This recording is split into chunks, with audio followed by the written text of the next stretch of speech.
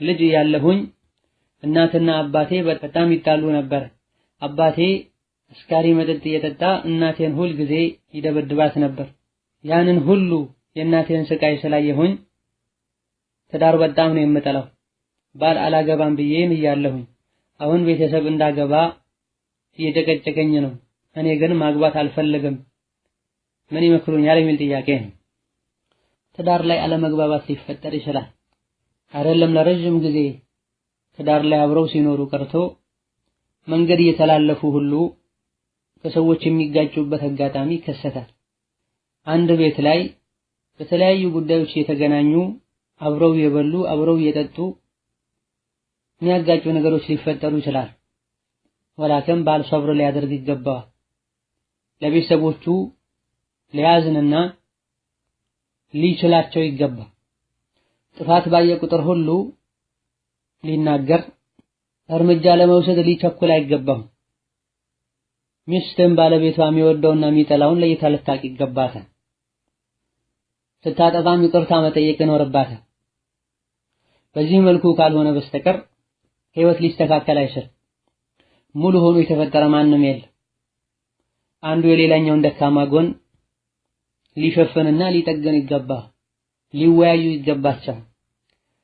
ባልና ሚስት ይሄን አለማድረጋቸው የነሱ ትዳር እንዲበላሽ ሰበብ ይሆናል።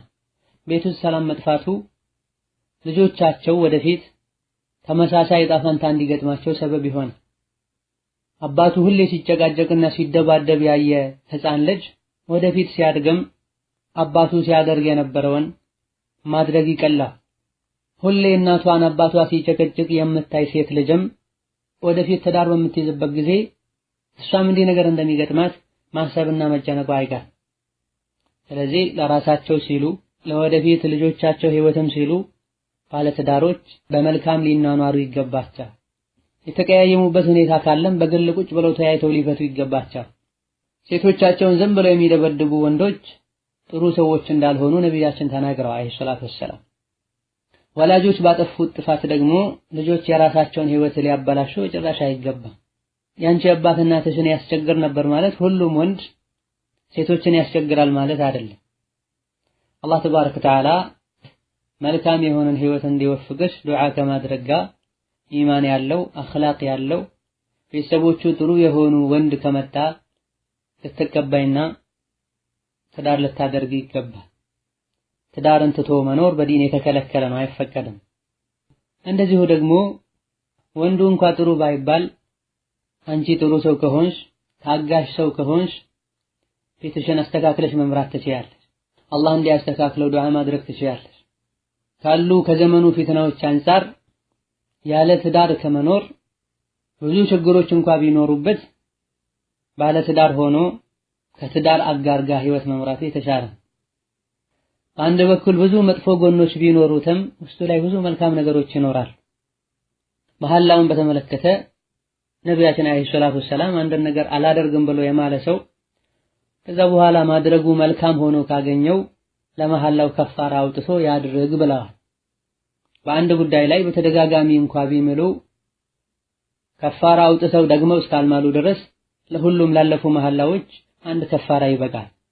10 ምስኪን አንድ ያጥግቦ ማብላት፣ ከፈለጉ ደግሞ 10 ምስኪን ሶላት ማሰገድ የሚችል ልብስ ማልበስ። እነዚህ ከሁለቱ መሃል የተኛውንም ማድረግ ካልቻሉ 3 ቀን መጾም ይቻላል ለከፋራ። ወንዶች አላህን ሊፈሩ ባለቤቶቻቸውን ሊያከብሩ ሊያዝኑላቸው ይገባል። አንተ የምታስቸግራት ባለቤትህ የተፈጠረችው ካንተው ከጎና አጥንት ነው። ልታዝንላት ልታስብላት ይገባል።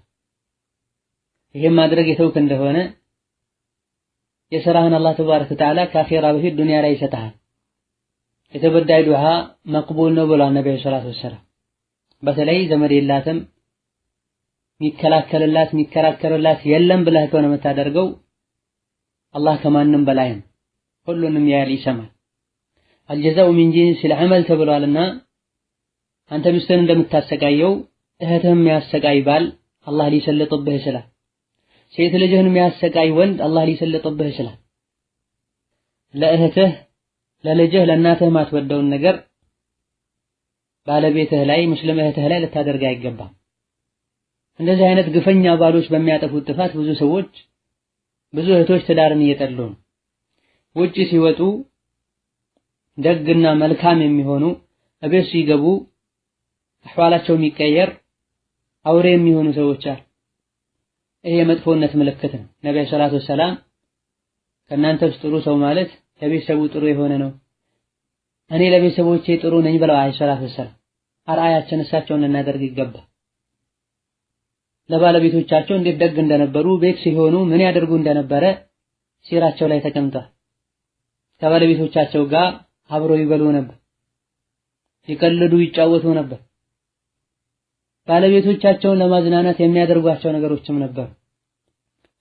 ከጂሃድ ከመንገድ እየተመለሱ ሰራዊቱን ከፊት እለፍ ብለው ኋላ ቀርተው ከአይሻ ጋር አብረው እንደሮጡ እንደተሽቀዳደሙ ተነግሯል። አንዴም አይደለም ሁለቴ።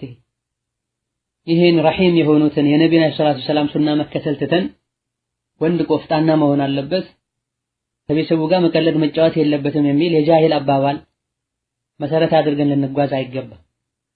ሰው እንዲወደድ ሰው እንዲከበር የሚያደርገው መልካም ስነ ምግባሩን